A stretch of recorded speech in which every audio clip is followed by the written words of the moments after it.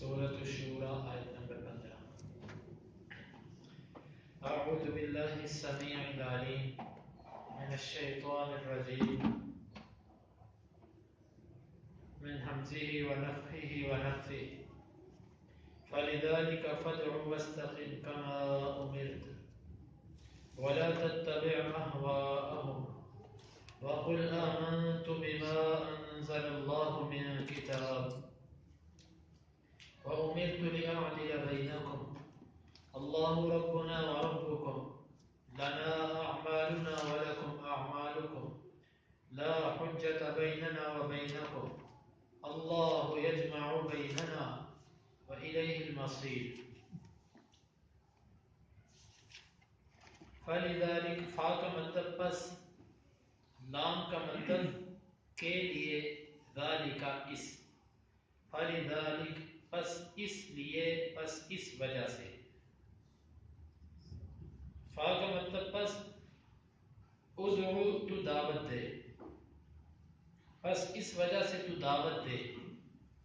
واستقم اور تو استقامت اختیار کر. کما جس طرح کہ امرتا تجھے حکم دیا گیا ہے. ولا اور نہ تتبع تو پیروی کر، احواء خواہشات کی، ہم ان کی، اور نہ تو پیروی کر ان کی خواہشات کی. وقل اور تو کہہ، آمنتو میں ایمان لایا، بما با کا مطلب ساتھ، ما اس کے، بما اس کے ساتھ، انزل اللہ جو نازل کیا اللہ نے، من سے کتاب کتاب. اور تو کہہ کہ میں ایمان لایا اس چیز کے ساتھ جس کو اللہ نے نازل کیا ہے کتاب سے. وَأُمِرْتُ اور مجھے حکم دیا گیا ہے، لِأَعْدِلَ لام کا مطلب تھا کہ اعدل میں عدل کروں، بین درمیان کم تمہارے. وَأُمِرْتُ لِأَعْدِلَ بَيْنَكُمْ اور مجھے حکم دیا گیا ہے کہ میں تمہارے درمیان عدل کروں. اللہ اللہ ربنا رب ہے، نون الف نا ہمارا، وربکم اور رب ہے کم تمہارا. لنا لام کا مطلب کے لیے، نا ہمارے، لنا ہمارے لیے، اعمالنا اعمال ہیں، نا ہمارے، ہمارے لیے ہمارے اعمال ہیں. ولکم واو کا مطلب اور، لام کا مطلب کے لیے، کم تمہارے، اور تمہارے لیے اعمالکم تمہارے اعمال ہیں. لا نہیں حجتا کسی قسم کا جھگڑا، بیننا ہمارے درمیان، و بینکم اور تمہارے درمیان. اللہ اللہ یجمع وہ جمع کرے گا، بیننا ہم کو، وإلیہ اور اسی کی طرف، المصیر لوٹ کے جانا ہے. فَلِذَلِكَ فَادْعُ وَاسْتَقِمْ كَمَا أُمِرْتَ پس اسی وجہ سے تو دعوت دے اور تو استقامت اختیار کر جس طرح کہ تجھے حکم دیا گیا ہے. وَلَا تَتَّبِعْ أَهْوَاءَهُمْ اور تو ان کی خواہشات کی پیروی نہ کر. وَقُلْ آمَنْتُ بِمَا أَنزَلَ اللَّهُ مِنْ كِتَابٍ اور تو کہہ کہ میں اس پر ایمان لایا جس کو بھی اللہ نے کتابوں میں سے نازل کیا. وَأُمِرْتُ لِأَعْدِلَ بَيْنَكُمْ اور مجھے حکم دیا گیا ہے کہ تمہارے درمیان عدل کرو. اللہ ربنا وربکم اللہ ہمارا رب اور تمہارا رب ہے. لنا اعمالنا ولکم اعمالکم ہمارے لیے ہمارے اعمال، تمہارے لیے تمہارے اعمال. لا حجت بیننا وبینکم ہمارے اور تمہارے درمیان کوئی جھگڑا نہیں. اللہ یجمع بیننا اللہ ہمیں جمع کرے گا، وإلیہ المصیر اور اسی کی طرف لوٹ کے جانا.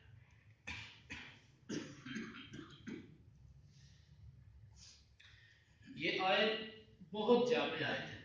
امام ابن کثیر رحمۃ اللہ علیہ اس آیت کے بارے میں فرماتے ہیں کہ اس آیت میں 10 احکامات ہیں، 10 باتیں ہیں، اور 10 کی 10 مستقل ایک مضمون ہے، مستقل. اور فرماتے ہیں کہ پورے قرآن میں سورہ سوائے آیت الکرسی کے کوئی آیت اس کی نظیر اور اس کی مثال نہیں بنتی. اس سے بڑھ کے آیت الکرسی اور آیت الکرسی کے بعد جامع ترین آیت کہ جس میں 10 قسم کے احکامات اللہ تعالیٰ نے ایک چھوٹی سی آیت کے اندر پرو دیے، وہ یہ آیت ہے، یہ بڑی جامع آیت ہے۔ تو سب سے پہلا حکم کیا ہے؟ فَلِذَلِكَ فَادْعُ، بس اسی وجہ سے تو دعوت دے۔ کس وجہ سے؟ وجہ یہ ہے کہ جس طرح اللہ تعالیٰ نے پہلے انبیاء پر شریعت نازل کی، اسی طرح اللہ تعالیٰ نے آپ پر بھی شریعت نازل کی۔ فَلِذَلِكَ، بس اسی وجہ سے، اس شریعت کو نازل کرنے کی وجہ سے، جس طرح اس نے پہلے نبیوں پر نازل کی آپ پر بھی کی، اسی وجہ سے فَادْعُ، بس تو دعوت دے۔ کیونکہ علم کا تقاضا یہ ہے کہ اس کو آگے پھیلایا جائے۔ نبی صلی اللہ علیہ وسلم نے فرمایا کہ بلغوا عنی ولو آیا، میرے سے آگے پہنچاؤ اگرچہ ایک آیت ہی کیوں نہ ہو۔ اب یہاں پر یہی کہا گیا فَلِذَلِكَ، بس کیونکہ اللہ نے آپ کو چن لیا علم کے لیے، اب آپ کا حق بنتا ہے کہ دعوت دو لوگوں۔ تو ہم میں سے بھی ہر وہ بندہ ہے جس کو اللہ تعالیٰ نے کچھ نہ کچھ علم دیا ہے، اس کا حق بنتا ہے کہ وہ دعوت دے۔ حتیٰ کہ کسی بندے کو اتنا پتہ ہے نا کہ نماز پڑھنی چاہیے، وہ جو نہیں پڑھتا اس کو اتنی بات ضرور بتلائے کہ نماز فرض ہے، نماز پڑھنی چاہیے۔ تو یہ پہلا حکم کہ جو کچھ نازل کیا گیا ہے آپ اس کی دعوت دیجیے۔ وَاسْتَقِمْ كَمَا أُمِرْتَ، دوسرا حکم، اور آپ استقامت اختیار کیجئے جس طرح کہ آپ کو حکم دیا گیا۔ جس طرح اللہ تعالیٰ نے آپ کو حکم دیا دین پر چلنے کا، اس طرح دین پر استقامت اختیار کرو۔ یعنی کہ دوسروں کو دعوت دیتے ہوئے خود ڈگمگانا نہیں ہے، خود ڈولنا نہیں ہے۔ یہ نہیں کہ دوسروں کو آپ دعوت دے رہے ہو تو خود آپ شکی ہو جاؤ، یا آپ خود اس دعوت پر عمل نہیں کر رہے ہو دوسروں کو کہہ رہے ہو۔ اگرچہ اللہ کے نبی کے اندر تو یہ احتمال نہیں ہے، لیکن ہمارے لیے یہ حکم ہے کہ تم دوسروں کو جب دعوت دیتے ہو تو خود بھی استقامت اختیار کرو۔ یہ نہیں کہ دوسروں کو واضح نصیحت تو کر دی اور خود ویسے کے ویسے، یہ نہیں۔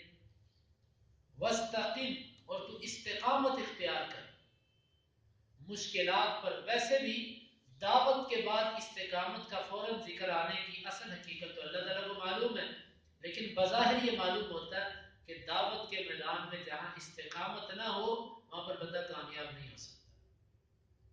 یہ بڑا سخت میدان ہے دعوت کا، اس میں بڑا صبر چاہیے، بڑا صبر چاہیے اس میں۔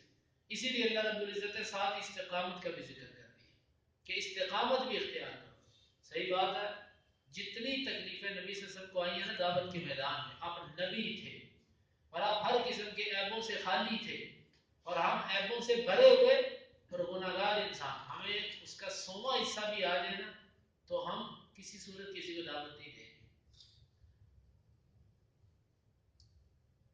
وَلَا تَتَّبِعْ أَهْوَاءَهُمْ، تیسرا حکم، آپ نے ان کی خواہشات کی پیروی نہیں کرنی۔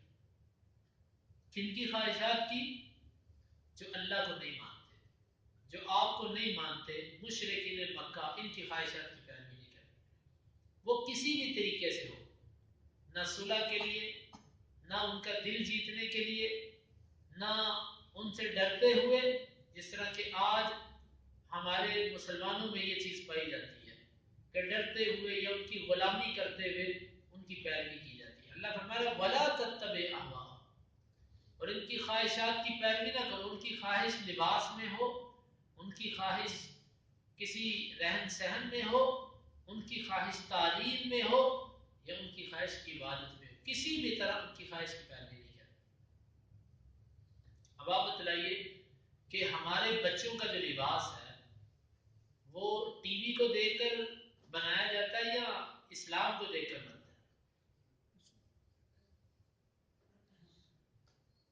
ہمیں سوچنا چاہیے اس چیز پر۔ ہم متاثر کن سے ہوتے ہیں؟ ہم ایسی چیز کہ جو کافروں کی ہوتی ہے اس کی طرف نسبت کر کے فخر کرتے ہیں، اور اللہ رب العزت نے فرمایا کہ وَلَا تَتَّبِعْ أَهْوَاءَهُمْ، ان کی خواہشات کی پیروی نہیں کرنی۔ ان کے بنائے ہوئے کھیل، ان کی بنائی ہوئی ہر وہ چیز جو دین سے غافل کر دے، ان کا کلچر، ان کا تعلیمی نصاب، ان کا لباس، ہر چیز اللہ نے ہمیں فرمایا وَلَا تَتَّبِعْ أَهْوَاءَهُمْ، ان کی خواہشات کے پیچھے نہیں چلنا۔ اب جو ان کی خواہشات کے پیچھے چلے، وہ کھلا ڈلا اللہ اور اس کے رسول کے حکموں کی مخالفت کر رہا ہے۔ وَقُلْ آمَنْتُ بِمَا أَنزَلَ اللَّهُ مِنْ كِتَابٍ، ان کے پیچھے کیوں نہیں چلنا؟ اس کی وجہ اگلی ٹکڑے میں آپ ان سے کہہ دو کہ اللہ نے جس کتاب کو بھی نازل کیا میں اس پر ایمان لاتا ہوں، وہ تورات ہے، انجیل ہے، زبور ہے کہ قرآن ہے، ہر کتاب پر میرا ایمان ہے، لیکن یہودی اور عیسائی قرآن کو نہیں مانتے، اس لیے ان سے برات اور بیزاری ہے۔ اور آپ کہہ دیجئے کہ میں ہر اس کتاب پر ایمان لایا جو اللہ نے نازل کی۔ یاد رکھو اب جو تورات انجیل زبور ہے نا، اس کو ہم نہیں کہتے کہ یہ اللہ کی کتاب ہے۔ ہاں، جو تورات اللہ تعالیٰ نے موسیٰ پر نازل کی تھی ہم اس کو اللہ کی کتاب مانتے ہیں۔ جو زبور داؤد علیہ السلام پہ اتری تھی وہ اللہ کی کتاب ہے۔ جو عیسیٰ علیہ السلام پہ انجیل اتری وہ اللہ تعالیٰ کی کتاب ہے۔ یہ جو اب موجودہ صورتیں ہیں یہ تحریف شدہ ہے، ہم اس کو اللہ کی کتاب نہیں کہتے۔ ہاں، اس میں بعض باتیں اللہ کی ہوں گی لیکن اس کو اللہ کی کتاب ہم نہیں کہہ سکتے کیونکہ یہ تحریف شدہ کتابیں ہیں۔ ہاں، جو انبیاء پر اتری تھی اس پر ہمارا یقین ہے۔ اور ایمان سے مراد پہلی کتابوں پر ایمان سے مراد ایمان مجمل ہے۔ ایمان مجمل کا مطلب یہ کہ صرف اتنا ایمان لانا ہے کہ وہ اللہ کی کتاب تھی، اللہ نے نازل کی، فلاں نبی پر نازل کی، بس۔ اس کتاب پر عمل نہیں کرنا، بلکہ عمل تو دور کی بات، اگر اس کو پڑھ کر کوئی متاثر ہو جائے تو یہ بھی اللہ کے رسول کو ناراض کرنے والی بات ہے۔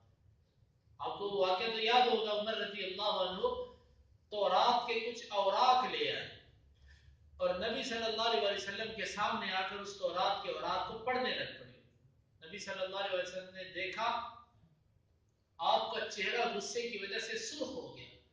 عمر رضی اللہ عنہ نے دیکھا، ابو بکر نے دیکھا تو ناراض ہوئے، عمر کو کہا کہ عمر تجھے تیری ماں گم پائے تو اللہ کے رسول کے چہرے کو نہیں دیکھتا کہ نبی صلی اللہ علیہ وسلم کا چہرہ کس قدر متغیر ہو چکا ہے۔ جب یہ کیفیت عمر رضی اللہ عنہ نے دیکھی تو انہوں نے اسی وقت استغفار کی، اللہ اور اس کے رسول پر ایمان کا اظہار کیا کہ اللہ کے رسول یہ جو چیز، حالانکہ عمر رضی اللہ عنہ صرف معلومات کے لیے اس صفحے کو پڑھ رہے تھے، اللہ کے نبی نے اس کو ناپسند کیا کہ جب میں تمہارے پاس ایک کامل شریعت لے کر آیا جس میں کسی قسم کی کمی نہیں، امتوں میں سے تم میرا حصہ اور انبیاء میں سے میں تمہارا حصہ، تم میرا حصہ ہو کر دوسری کتابوں کو کیوں دیکھتے ہو؟ قرآن کے اندر مکمل ہدایت ہے، اس کے بعد تم اس کو دیکھتے ہو۔ اندازہ کیجیے یہ عمر فاروق رضی اللہ عنہ نے صرف اوپر پڑھا تھا، اس کو دیکھ کے عمل نہیں کیا تھا۔ اور اگر کوئی قانون بنائے دوسری کتابوں کے مطابق، ساری کتابوں کو ملا کے قانون بنا لیا جائے، اللہ کے ہاں یہ چیزیں قابل قبول نہیں ہیں۔ اللہ کے ہاں صرف اور صرف قرآن مجید اور باقی کتابوں پر عمل تو دور کی بات، اگر کوئی اس کو پڑھتا ہے تو یہ بھی اللہ کو ناراض کرنے والی بات ہے۔ ہاں، یہ صرف اور صرف علماء یا اس کے متعلقین جو ہوتے ہیں جو ان کے مذہب سے اسلام ثابت کرنا چاہتے ہیں کہ ہم ان کو ہی یہ ثابت کریں کہ تمہارا مذہب غلط ہے، تمہارا مذہب جھوٹا ہے، اس وقت یہ منسوخ ہو چکا ہوا ہے، اس کے لیے جو علماء اس کا مطالعہ کریں اس کا جواز موجود ہے۔ عوام الناس کو یہ جواز نہیں ہے کہ وہ لے کر تورات انجیل زبور بیٹھ جائیں اور اس کا مطالعہ کرتے رہیں، یہ نہیں ہے۔ بعض لوگوں کو بڑا شوق ہوتا ہے پڑھنے کا اور پھر کہتے ہیں تورات میں ہی لکھا ہوا اللہ نے فرمایا۔ آپ کو کیا پتا کہ وہ اللہ نے فرمایا کہ نہیں فرمایا؟ جس کی حفاظت ہی نہیں اللہ تعالیٰ نے کی تو آپ کیسے اس کو اللہ کی طرف منسوخ کرتے ہیں؟ وَأُمِرْتُ لِأَعْدِلَ بَيْنَكُمْ، اور پانچواں حکم کہ مجھے حکم دیا گیا ہے تمہارے درمیان عدل کا، جو اللہ نے نازل کیا اس کا عدل کے ساتھ تمہارے درمیان اس کو نافذ کرو۔ نبی صلی اللہ علیہ وسلم کے پاس بہت سارے ایسے فیصلے آئے، آپ نے یہ نہیں دیکھا کہ یہ مسلمان اور یہ یہودی ہے، بلکہ آپ نے ایک معیار پر فیصلہ کیا، جو سچا تھا اس کو سچا کہا اور جو جھوٹا تھا اس کو جھوٹا کہا، اور فرما دیا کہ مجھے حکم یہ ہے کہ تمہارے درمیان عدل کرو۔ عدل کے مقابلے میں ظلم ہوتا ہے، ظلم۔ تو اللہ کے نبی کا جو بھی فیصلہ تھا وہ عدل والا فیصلہ تھا۔ اللہ ربنا و ربکم، عدل اس لیے بھی ہے کہ اللہ ہمارا بھی رب ہے اور تمہارا بھی رب ہے۔ جب حکم اللہ کا ہے تو وہ ہمارا بھی رب ہے اور تمہارا بھی رب ہے. جتنا اس کو ماننا ہماری ذمہ داری ہے اتنا ہی ماننا تمہاری ذمہ داری ہے. لنا اعمالنا ولکم اعمالکم، ہمارے لیے ہمارے اعمال، تمہارے لیے تمہارے اعمال. اس کے دو مطلب مفسرین نے بیان کیے. ایک اس کا مطلب یہ ان سے برات کا اظہار ہے کہ چلو پھر ٹھیک ہے، تمہارے لیے تمہارے اعمال، ہمارے لیے ہمارے اعمال. جس طرح کی سورہ کافرون کے اندر فرمایا کہ لا اعبد ما تعبد، میں اس کی عبادت نہیں کرتا جس کی تم کرتے ہو، اور نہ تم اس کی عبادت کرتے ہو جس کی میں کرتا ہوں. ایک تو یہ اس معنی میں ہے یہ آئے، اور دوسرا اس کا مطلب یہ بیان کیا گیا ہے کہ لنا اعمالنا ولکم اعمالکم، ہمارے اعمال ہمارے لیے، تمہارے اعمال تمہارے لیے. مطلب ہماری نیکیاں تمہیں فائدہ نہیں دیں گی اور تمہاری نیکیاں ہمیں فائدہ نہیں دیں گی، اور ہمارے گناہ تمہیں نقصان نہیں دیں گے اور تمہارے گناہ ہمیں نقصان نہیں دیں گے. یعنی ہماری نیکیاں ہمارے گناہ ہمارے ساتھ، تمہاری نیکیاں تمہارے گناہ تمہارے ساتھ. یہ مطلب ہے کہ کوئی کسی دوسرے کا ذمہ دار نہیں ہے. لا حجت بیننا و بینکم، تمہارے اور ہمارے درمیان کوئی جھگڑا نہیں. مجاہد کہتے ہیں حجہ کا معنی خصومہ، جھگڑا. تمہارا اور ہمارا کوئی جھگڑا نہیں. مطلب تمہاری ہماری بات دلیل سے ہے، دلیل سے. جب دلیل کا تم جواب نہیں دے سکتے تو گالی گلوچ جھگڑنا یہ نہیں ہے. ہاں جہاد ایک الگ چیز ہے، جہاد ایک الگ. دیکھو اسلام جو ہے، اسلام ایسا مذہب ہے جو اپنی دعوت میں بھی زبردستی نہیں کرتا، بلکہ اسلام دوسروں کو کہتا ہے کہ تم اگر نہیں مانتے تو نہ مانو. لا حجت بیننا و بینکم، جھگڑنا نہیں ہمارے ساتھ. ہاں جہاد ایک الگ بات ہے، جب تم اس تک پہنچو گے پھر تمہارے ساتھ قتال ہوگا، لیکن جہاد کے بغیر جہاں تک دعوت کا میدان ہے اس میں کوئی جھگڑا نہیں. ماننی ہے دلیل مانو، نہیں ماننی نہ مانو. ہمارے لوگ کئی کسی کو دعوت دیتے ہیں، وہ کہتے ہیں یہ میری بات مانے، یہ کیوں نہیں مان رہا؟ زبردستی اگر وہ نہیں مانتا تو جھگڑنا شروع کر دیتے. لا حجت بیننا و بینکم، ہمارے اور تمہارے درمیان اس پہ کوئی جھگڑا نہیں. ماننا ٹھیک ہے، نہیں ماننا نہ مانو، قیامت کے دن فیصلہ ہو جائے گا. اللہ یجمع بیننا، اللہ ہمیں قیامت کے دن جمع کرے گا. کس لیے؟ حساب و کتاب کے لیے. ہر وہ فیصلہ جو دنیا پر ہوا ہے وہ فیصلہ سچا ہے کہ جھوٹا ہے، یہ سارے کے سارے فیصلے دوبارہ اللہ کے پاس کھلے گے وہاں پر دوبارہ. اسی لیے تو 50,000 سال کا وہ ایک دن ہے، وہاں پر ہر فیصلہ دوبارہ ہونا ہے. دنیا میں کوئی فیصلہ جتنا مرضی کر کے اس کو سمیٹ کے چلا جائے، اللہ کے پاس کے فیصلے سارے کھلنے ہیں. اللہ یجمع بیننا، اللہ جمع کرے گا ہم کو، ہمارے درمیان اللہ جمع کرے گا. وَإِلَيْهِ الْمَصِيرُ، 10واں حکم، اور لوٹ کے اسی اللہ کی طرف جانا. ان 10 آیات میں اللہ رب العزت نے اپنے نبی صلی اللہ علیہ وسلم کو دعوت کے حوالے سے اور اسلام کے بارے میں ایسے جامع کلمات بیان فرمائے کہ آپ ان لوگوں پر واضح کر دیجئے کہ اللہ رب العزت کے یہ احکامات ہیں. اللہ تعالیٰ سے دعا ہے کہ اللہ تعالیٰ ہمیں اس پر عمل کی توفیق عطا فرمائے. فَلِذَلِكَ فَادْعُ، بس اسی وجہ سے آپ دعوت دیجئے،